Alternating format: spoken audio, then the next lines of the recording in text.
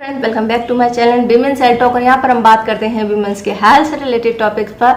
तो फ्रेंड्स, आज का टॉपिक फिर से प्रेगनेंसी से रिलेटेड है। आज हम उन चीज़ों के बारे में बात करेंगे जो कि आपकी प्रेगनेंसी में आपको बिल्कुल भी नहीं लेनी है। हालांकि ये सारी चीज़ें आपने सुन जरूर रखी होंगी, लेकिन कई बार कन्फ्यूज़न रहता है कि कौन सी चीज़ें खानी चाहिए, कौन सी नहीं खानी चाहिए। कई बार कई सारी चीज़ों के बारे में आपने बहुत ज़्यादा खतरनाक चीज़ें सुन रखी होंगी कि जिनके सेवन करने से आपको मिसकैरेज हो सकता है या बच्चा गिर सकता है, अबॉर्शन हो सकता है।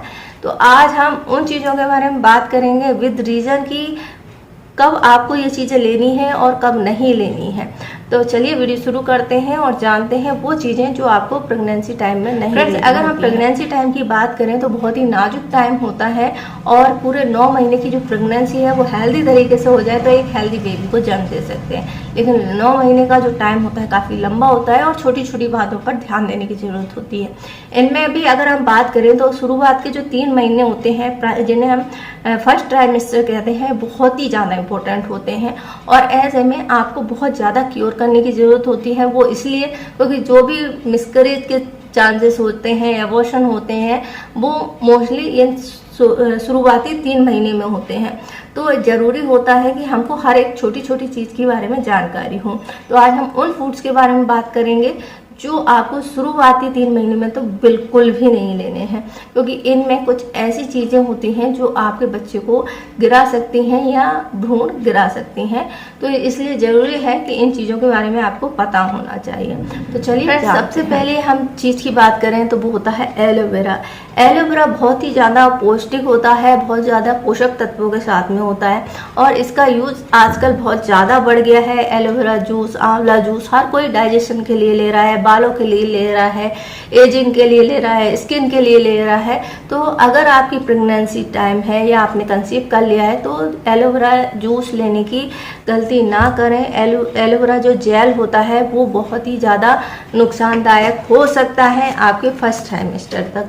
और कोशिश करें तो पूरे 9 महीने तक जो है एलोवेरा जूस ना लें और शुरुआत में तो बिल्कुल भी ना लें। अगर आपको प्रेगनेंसी टेस्ट किया और उसमें पॉजिटिव आया है तो तुरंत ही एलोवेरा का सेवन बंद कर देना चाहिए, क्योंकि इसमें ऐसे कुछ कंपाउंड होते हैं जो कि आपके अबॉर्शन कर सकते हैं। अगर आप इसको लेते हैं तो फिर आपको पेल्विक एरिया में ब्लीडिंग हो सकती है, यानी कि आपका मिसकैरेज हो सकता है। इसलिए एलोवेरा जूस जो होता है बिल्कुल भी नहीं लेना चाहिए। दूसरी चीज़ की हम बात करते हैं वो है पपाया यानी पपीता, जो कि आपने सुन रखा होगा आपकी दादी नानी के मुंह से भी। लेकिन क्या फिर पपीता जो है इतना ज़्यादा नुकसानदायक हो सकता है? फ्रेंड्स, अगर आपने ये सुना है तो आपको ये पता होना चाहिए कि पपीते में कुछ ऐसे एंजाइम होते हैं जो कि आपके यूट्रस में संकुचन पैदा करते हैं। कुछ ऐसे कंपाउंड होते हैं जो आपके यूट्रस में संकुचन पैदा करते हैं। इसलिए जिनको पीसीओडी है या जिनको पीरियड नहीं आता है उनको पपीता खाने की सलाह दी जाती है। तो अगर आपकी प्रेगनेंसी ठहर गई है तो शुरुआती 3 महीने जो होते हैं आपको पपीता नहीं लेना है। लेकिन पपीते में कौन सा पपीता आपको नहीं लेना है?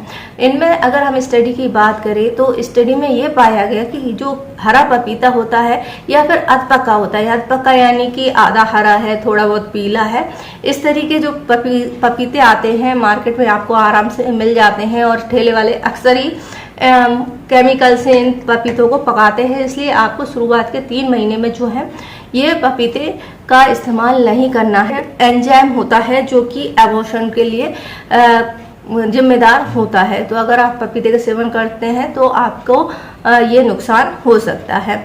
नेक्स्ट चीज़ की हम बात करते हैं तो वो होता है अनानास यानी पाइनएप्पल। पाइनएप्पल खाने में बहुत ही स्वादिष्ट होता है और साथ ही साथ इसमें बहुत अच्छे पोषक तत्व होते हैं। साथ ही साथ आपकी हेल्थ के लिए, डाइजेशन के लिए काफ़ी अच्छा होता है।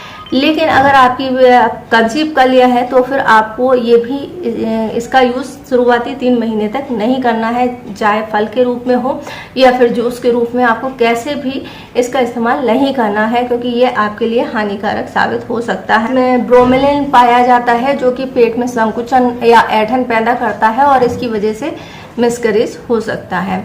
नेक्स्ट चीज़ की अगर हम बात करते हैं तो वो होते हैं कच्चे अंडे आपको नहीं लेना चाहिए और ना ही मायोनीज लेना चाहिए। ये दोनों चीज़ें जो हैं आपको नुकसान पहुंचा सकती हैं। या अध पका जो अंडा होता है वो भी नहीं ले सकते, वो लेने से भी आपको नुकसान होता है। तो ऐसे में आप क्या कर सकते हैं, या तो पूरा बॉइल्ड एग जो होता है वो आप ले सकते हैं, जिसका येलो पार्ट और वाइट पार्ट जो है अगर पूरे अच्छी तरीके से पका है तो फिर आप इसको ले सकते हैं और ये आपको नुकसान नहीं पहुंचाता। तो कच्चा अंडा आपको बिल्कुल भी नहीं लेना है, क्योंकि कच्चा अंडा जो है फूड पॉइजनिंग कॉजेस करता है और इसकी वजह से इन्फेक्शन हो सकता है और एबॉर्शन हो सकता है।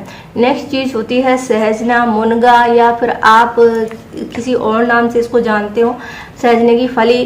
तो ये वैसे तो बहुत पौष्टिक होती है और महिलाओं के लिए काफ़ी फायदेमंद होती है, लेकिन अगर आपकी प्रेगनेंसी चल रही है, फर्स्ट ट्राइमेस्टर चल रहा है, तो आपको इसको नहीं लेना चाहिए, क्योंकि इसमें भी अल्फा सिटेस्ट्रोल पाया जाता है, जो कि आप एक ये कंपाउंड होता है जो कि एस्ट्रोजन को बढ़ाता है और इसकी वजह से मिसकैरेज के चांसेस जो है काफ़ी ज़्यादा बढ़ जाते हैं।